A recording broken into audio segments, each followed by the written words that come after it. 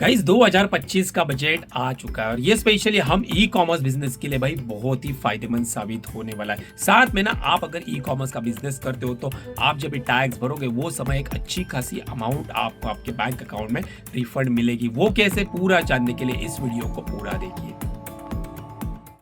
Hey guys, आप सभी का स्वागत है हमारे 100 डेज ब्लॉगिंग चैलेंज में, जिसमें हम 1 करोड़ रुपए का बिजनेस बनाने वाले हैं। और आज का ये जो दिन है ये 65वां दिन है और आज की इस वीडियो में हम बात करने वाले हैं ई कॉमर्स के कुछ सवालों के ऊपर।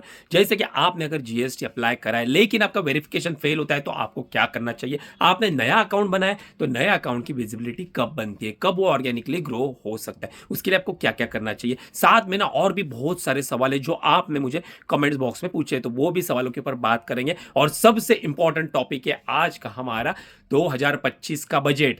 कैसे हमें 2025 के बजट से ई कॉमर्स सेलर्स को बेनिफिट होने वाला है, डिटेल में डिस्कशन करने वाले। सो गाइस, सबसे पहले अगर बात करूं ना मैं हमारे आज के ऑर्डर की, तो आज हमारा सिंगल ऑर्डर भी डिस्पैच होने वाला नहीं है क्योंकि आज संडे, आज हमने हॉलीडे मार्क करा हुआ था। इसके लिए आज हमारी कोई भी पैकिंग है नहीं। इसके लिए जितने भी ऑर्डर्स रहेंगे वो हम कल के लिए शेड्यूल कर देंगे। और सबसे इंपॉर्टेंट चीज भैया, आज मीशो का सेल है, 2 फरवरी मीशो का महा संडे सेल है, तो उसमें भी अपन देखने वाले हमारे आज के ऑर्डर अभी तक कितने रिसीव हो गए, तो वो भी एक बार पैनल पे चल के चेक करने वाले। तो चलो गाइज, मैं आ गया हूं मेरे ऑर्डर वाले सेक्शन पे। तो यहाँ पे आप देखोगे तो होल्ड में हमारे 0 है, लेकिन आज के हमारे जो सेल का काउंट है ना वो 51 अभी तक तो आया हुआ है।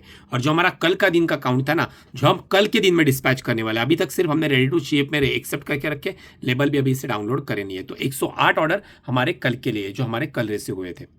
अब आपने भी ना ये एक बात जो है ना वो हमेशा नोटिस करी रहेगी, जब भी सेल रहता है ना उससे एक दिन पहले ना थोड़ा ऑर्डर का जो फ्लो रहता है ना वो कम रहता है, क्योंकि लोग जो है ना रात के 12 बजे वेट करते कि भैया दूसरा दिन चालू हो जाए और महा संडे सेल स्टार्ट हो जाए। तो उसके लोग भी है ना, बहुत सारे लोग कम परचेस करते हैं, जिसके कारण एज यूजुअल आपके थोड़े ऑर्डर्स जो है ना वो ड्रॉप हो जाते हैं। इसके साथ ना गाइज एक और चीज जो है ना जो इंपॉर्टेंट है, तो ध्यान से सुनना, एड से रिलेटेड है भैया। क्योंकि ना मुझे कल ना मीशो के टीम से कॉल आया था एड बजट को लेके। जब भी सेल रहता ना इनका महा संडे सेल, उससे 1-2 दिन पहले ना ये कमिटमेंट बजट के लिए मुझे कॉल करते हैं। इनका एक ही बोलना रहता है कि सर ऐड आ रही है तो आपका अकाउंट सिलेक्ट हो गया, तो सॉरी सेल आ रहा है तो आपका अकाउंट सिलेक्ट हो गया, तो आपका जो है ना कमिटेड बजट 1200 रुपए का है, तो आपको 1200 रुपए ये सेल में स्पेंड करना ही पड़ेगा। इसके लिए आपको पार्टिसिपेशन करना पड़ेगा। अगर आप पार्टिसिपेशन करते हो तो हम आपको ना लेस सीपीसी देते, जो कॉस्ट पर क्लिक रहता है ना उसमें अपन डिस्काउंट देते हैं, थोड़ी अच्छी खासी विजिबिलिटी देते हैं, ऑर्गेनिक बूस्टर देते हैं। ये सब तो बातें होती है, लेकिन भैया मेरे को ना इनके ऊपर ट्रस्ट है नहीं, मीशो वाले के ऊपर, क्योंकि ये बोलने के लिए ना भैया बहुत सारी चीजें बोलते हैं लेकिन हकीकत में मिलता तो कुछ नहीं। फिर भी ना मैं उनसे पार्टिसिपेशन कर लेता हूं। और मैं ना जब भी आपको भी अगर ऐसे कॉल आते रहेंगे ना मीशो से स्पेशली ऐड रिलेटेड, तो उनसे ना एक बात क्लियर कर लेना। और आप भी एक बात ध्यान में रखना कि अगर आप पार्टिसिपेशन करते हो ना तो अपने ऐड जो है ना उसका कंट्रोल खुद के हाथ में रखना, कभी भी उन्हें मैनेज करने के लिए मत देना। नहीं तो होता ही है ना कि अगर उनको अपना ऐड मैनेज करने के लिए देंगे ना तो भैया वो कोई भी कैटलॉग के ऊपर ऐड चलाते हैं, उनको कोई लेना देना नहीं रहता। उनको सिर्फ एक ही टारगेट रहता है कि इसको हमने 1500 रुपए का बजट दिया, वो 1500 रुपया एक दिन में बजट खत्म होना चाहिए। तो यही उनका टारगेट रहता है। इसके लिए उनसे कमिटेड कर लेना मेल के ऊपर कि भैया मैं आपको 1-2 जो भी आपको कैटलॉग लगते हैं ना वही आप उसके ऊपर ही ऐड रन करोगे, और वो भी मिनिमम ऐड। तो मैंने इसको बोला था मैं 1200 के बजट के लिए एग्री हूं, लेकिन ना 1200 में ना मैं खुद ही रन करूंगा। तो बोली नहीं सर खुद नहीं, हमें एक 300 रुपए का ऐड देना पड़ेगा, आपको चाहिए तो आप उसमें ना कैटलॉग जो भी आपको चाहिए ना 2 कैटलॉग आप मुझे शेयर कर देना, उसी के ऊपर मेरी कमिटमेंट है, उसी के ऊपर मैं ऐड चलाऊंगी। बाकी के 800 रुपए का जो है ना वो आप कुछ कैंपेन रन करने बोला ठीक है चलो, वैसे भी मेरा 2-2,500-3,000 सेल का बजट रहता है, तो चलो 1200 रुपए का है, तो मैं बोला कोई नहीं, चलो उससे ऊपर का अपना स्पेंड होने वाला है। तो बोला ठीक है, तो मैंने उनको 300 रुपए का ऐड कैंपेन दिया जो उनके यहाँ से क्रिएट होने वाला था, और उसमें 2 कैटलॉग आईडी शेयर करें। और बाकी के जो भी कैटलॉग्स है ना जो मेरे पहले से पुराने वाले कैंपेन है वही मैं रन करता हूँ, क्योंकि क्या होता है ना वो एल्गोरिदम के साथ सेट हुए रहते हैं। जितना पुराना आपका कैंपेन रहेगा ना तो वो अच्छा परफॉर्म करते हैं, क्योंकि ऑलरेडी वो पुराना होता है, तो उसका ऑलगोरिदम के साथ वो सेट होता है। अगर आप सेल के टाइम पे नया कैटलॉग क्रिएट करोगे, नई ऐड रन करोगे ना, तो उसको ना सेट होने में टाइम लगेगा, तो मैं भी ना वो अच्छी परफॉर्म नहीं कर पाएंगे, आपको आरओआई जो है वो 10% का भी नहीं मिलेगा। तो ये बात हमेशा ध्यान रखना। अभी ना गाइज मैं आपके कुछ सवाल पढ़ूंगा जो इंपॉर्टेंट है और उससे ना इस वीडियो में लाइव आंसर करूंगा, और उसके बाद ना बजट रिलेटेड भी बात करने वाले हैं कि कैसे बजट अपने ई कॉमर्स सेलर के लिए बेस्ट साबित होने वाला है और सभी का फायदा भी होने वाला है। अब रिसेंटली एक वीडियो अपनी एक पुरानी वाली वीडियो है, उससे एक भाई का आया था सवाल, ब्रदर ये वर्क पार्ट टाइम कर सकते हैं क्या, ये इवनिंग में कर सकते हैं। तो देखो भाई, ऑनलाइन बिजनेस का काम आप पार्ट टाइम कर सकते हो, कोई दिक्कत नहीं। लेकिन आप जिस जगह जगह से आप मतलब आपका घर हो या फिर आप शॉप लेके करने वाले हो, जिस जगह से आप पार्ट टाइम बिजनेस करने वाले हो ना, जो भी आपकी पिकअप लोकेशन रहेगी ना, वहां पे कोई ना कोई एक बंदा, या आपके पेरेंट्स हो या फिर वाइफ हो, ब्रदर हो, कोई ना कोई वहां पे होना चाहिए अवेलेबल। क्योंकि आप शाम को आओगे ना, तब आप पार्सल पैक करके रखोगे या सुबह मॉर्निंग में पैक करके रखोगे, तभी उसे पिकअप करने के लिए घर आपका जो डोर है ना, वो ओपन होना चाहिए। क्योंकि पिकअप वाले जो रहते हैं ना, उनका टाइम शेड्यूल फिक्स नहीं रहता है। सुबह 12 बजे से लेके शाम के 6-7 बजे तक वो कभी भी आ सकते हैं। तो वो टाइम पे ना, अगर आपका घर लॉक रहेगा या कोई अवेलेबल नहीं रहेगा ना, तो वो रिटर्न जाएंगे और बोलेंगे भाई वेंडर इज नॉट अवेलेबल, जिसके कारण आपका मैट्रिक्स खराब हो सकता है। आप पार्सल डेली बेसिस पे सक्सेसफुली डिस्पैच नहीं कर सकते हो। तो एक आदमी आपको कहा घर पे रखना ही पड़ेगा। दूसरा सवाल ले लेते हैं, जो कि हमारे आज वाली वीडियो से है। तो यहाँ पे एक भाई है, उनका सवाल है, न्यू अकाउंट को ग्रो होने में कितना टाइम लगता है? देखो भाई, अगर सच बताऊं ना, तो न्यू अकाउंट को ग्रो होने में ना 2 से 3 महीने लगते हैं। वो भी अगर आप ना उसके ऊपर एडवर्टाइजिंग के ऊपर काम करोगे, आप नए नए कैटलॉग्स अपलोड करोगे, आप अच्छे से लिस्टिंग करोगे, तब जाके वो अकाउंट आपका ग्रो होगा। अगर आप उसको खाली एक बार क्रिएट करोगे, फर्स्ट टाइम कुछ 8-10 लिस्टिंग करोगे, उसके ऊपर कोई भी एड स्पेंड नहीं करोगे, तो वो अकाउंट जिंदगी में कभी ग्रो नहीं होगा। तो सबसे बड़ा भाई मेन चीज होती है, अकाउंट ग्रो करना है ना, तो आपको सबसे इंपॉर्टेंट एड रन करनी पड़ेगी।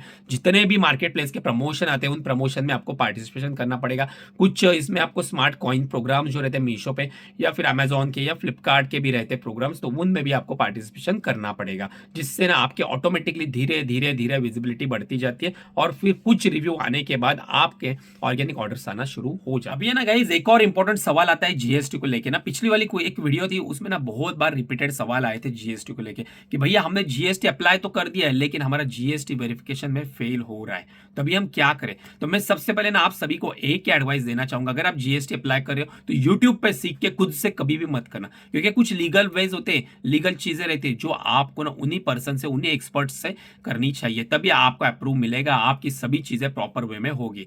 जीएसटी आपको अगर अप्लाई करेगा तो करना है, तो आपके नियरेस्ट जो भी अच्छा सीए रहेगा उसे आप हायर करिए। भले ही थोड़े पैसे आपके 4-5 हजार रुपए जाएंगे, लेकिन जीएसटी अप्रूव होने के चांसेस बढ़ जाएंगे। प्रॉपर डॉक्यूमेंटेशन के साथ करना, क्योंकि आज के टाइम में क्या हो गया ना गाइस, बहुत सारा ना जीएसटी के रूल्स चेंज हो गए, बहुत सारे ना स्ट्रिक्ट हो गए। पहले जब भी मैंने 2018 में मैंने मेरा जीएसटी नंबर निकाला था, तभी मेरा शोरूम था, मैंने शोरूम के लिए जीएसटी नंबर निकाला था, तो भैया 8-10 दिन में जीएसटी नंबर आ गया था, ना ही वेरिफिकेशन हुआ, ना ही कुछ नहीं, फटाफट आ गए, इतने ज्यादा डॉक्यूमेंटेशन भी नहीं मांगे, फिर भी हो गया। लेकिन आज की तारीख में इतना ईजी नहीं है, प्रॉपर डॉक्यूमेंटेशन के साथ करना पड़ता है। क्योंकि आजकल क्या हो रहा है ना, बहुत सारे ऐसे कुछ बंदे ना, जो ना ब्लैक व्हाइट का काम करते हैं, जीएसटी नंबर निकाल लेते, पार भाई पार बाद में ना जो भी अपना ब्लैक मनी है ना, वो 5-10% का जीएसटी भर के सभी पैसा भैया व्हाइट कर लेते।